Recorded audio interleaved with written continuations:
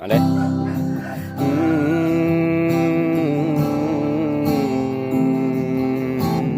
โอ้ยเอ็ดเอ็ดดูเบบี้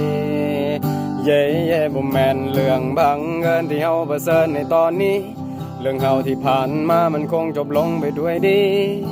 ทุกสิ่งทุกอย่างมันมีราคาสิ่งที่ได้มามันบ่ฟรีโตอายมันบ่มีค่าแม้การเวลาจะหลายปีเป็นยังในตอนแรกเจ้าคือบ่บอกพ่อแม่บ่มักเฮ็ดในไอ้คนนี้ลงหากเจ้าเองจนจมปักมันเจ็บแจ้งและเจ็บเกินทนเจ็บบักคัก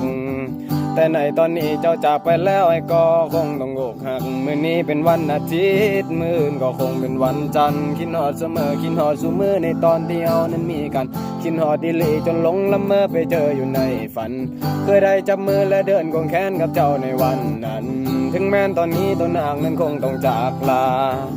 เจ้าเป็นสิ่งที่ดีสำหรับตัวอายตลอดมาถึงแม้ตัวอายจะโศกและเศร้าและมีน้ำตาก็ได้เจ้าไปพ่อคนใหม่คนที่ถึกใจเด้อกันดาเย่เย่เย่เย่โอ้เอ็ดเอ็ดดู baby oh baby I'm sorry go baby